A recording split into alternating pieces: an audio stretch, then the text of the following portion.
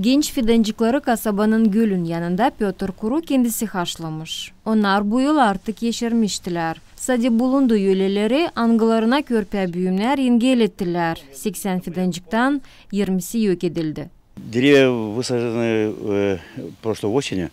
Burada geçen gün 80 fidancık karşıladım. Hepsi tutuldular. Onları hep bir gözlettim. Bir haftaya sadece gittim buradan. Bakın ne yapmışlar. Машинку взял, вырыл ямы, 80 деревьев посадил. На одном дыхании практически за 3 часа это высадил. Naturanın gübürlemesi korkunçlu değil sadece büyümlere ama hepsi diri canlara, insanlara. Ama niçinse çoğu insanlardan dinlenmekten sonra ardına gübürleri bırakırlar.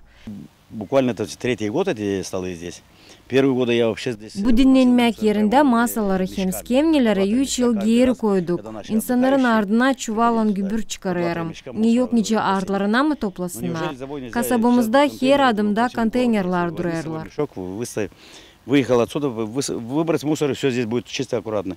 Dolay Natura'yı gözleden inspeksiyasında belli ettiler, hani dağların durumu gözlediler. Kanuna karşı gidenlere ceza koyulur.